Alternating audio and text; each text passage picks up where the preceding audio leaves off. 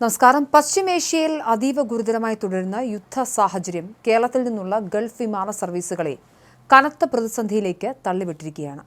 Kuwait അന്താരാഷ്ട്ര വിമാനത്താവളത്തിന് നേരെയുണ്ടായ ആക്രമണത്തിന് പിന്നാലെ ഗൾഫ് മേഖലയിലെ വ്യോമപാതകൾ അനിശ്ചിതത്വത്തിലായതാണ് പുതിയ പ്രതിസന്ധിക്ക് കാരണം.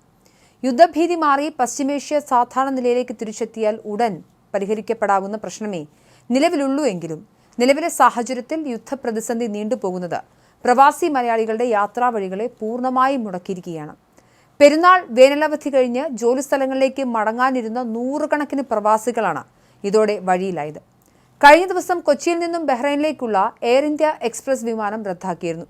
പശ്ചിമേഷ്യയിലെ ആക്രമണങ്ങൾ കൂടുതൽ രാജ്യങ്ങളിലേക്ക് വ്യാപിപ്പിച്ചാൽ UAE, ഖത്തർ, കുവൈറ്റ് അടക്കമുള്ള മറ്റ് ഗൾഫ് രാജ്യങ്ങളിലേക്കുള്ള സർവീസുകളും കൂട്ടത്തോടെ റദ്ദാക്കപ്പെടുമോ എന്ന ആശങ്കയിലാണ് പ്രവാസികൾ.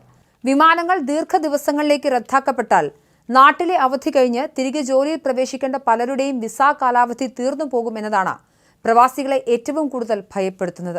ഇത് പലർക്കും ജോലി നഷ്ടമാകുന്ന അവസ്ഥയിലേക്ക് വരെ കാര്യങ്ങളെ എത്തിച്ചേക്കാം.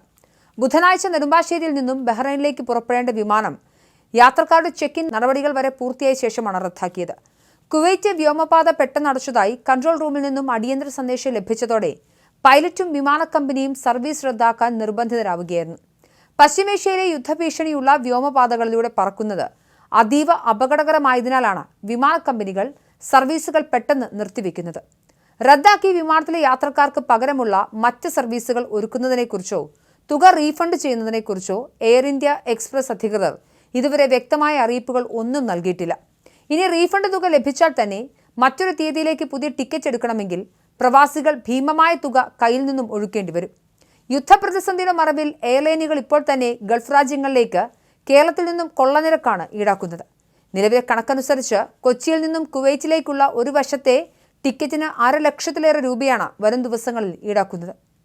ബഹ്റൈനിലേക്കും സമാനമായ നിരക്കുകൾ വരുമ്പോൾ ഖത്തറിലേക്ക് 20,000 രൂപയ്ക്ക് മുകളിലാണ് ടിക്കറ്റ് ചാർജ്.